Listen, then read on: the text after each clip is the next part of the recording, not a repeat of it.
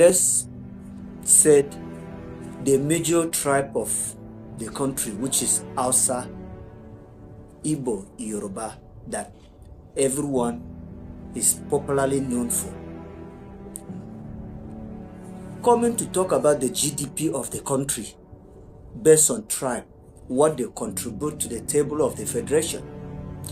You see, when we are talking about the Yorubas, they are known for production of cocoa,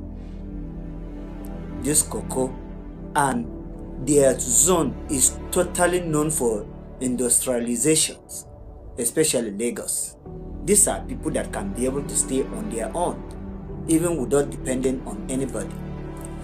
We'll come to talk about the Igbos.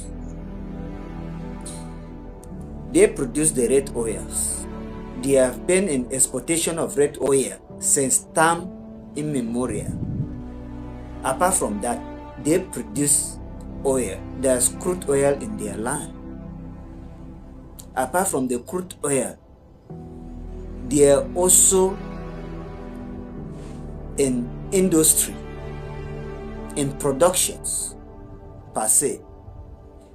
When you come to talk about the North generally, you will discover that the so-called groundnut that we're producing in the North has nothing to write home about.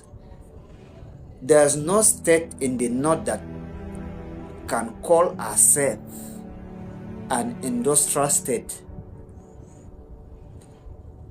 that can tell me wholeheartedly that it can survive. The so-called beef and skin, the cow that we produce in the North, any region can be able to rear cow. Any region. In fact, even with the cow that we produce in the North or we rear in the North, you discover that it is still our nomadic people moving their cattle across the whole federation in search of greener pasture, to tell you that even the land in the North cannot be able to sustain what we rear, which is the cattle. Okay, the importance of this other region, apart from what they produce, you can tell yourself that these people pay taxes. They have a proper and befitting address.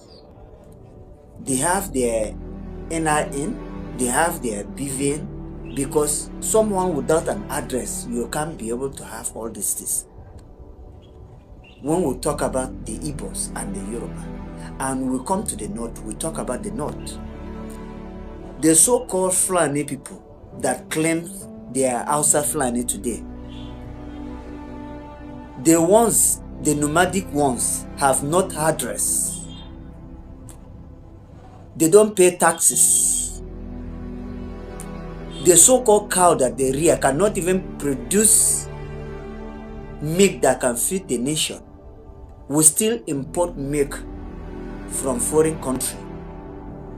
So, to what benefit are these people that had some of the clergymen from the North and some of the northern elite are telling the federal government that they should treat the bandit as they treat the Niger Delta militants?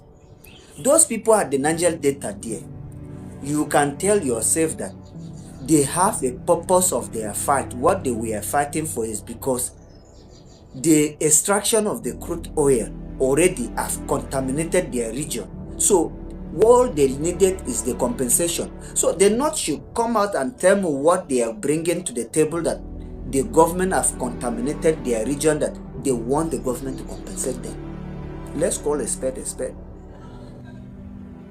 There's no government that they will set up in every election in this country that you won't find North in many key positions. But the North remains the way it is today. Why? And they have never had that thought to rethink their mind that Could this be a punishment that is coming from the above because of our attitude towards the governance system of this country? They have never had such thought in their mind. All they care is power. All they care is power. What do they do with the power? Is to get the power, impoverish the less privileged, and control them as they want.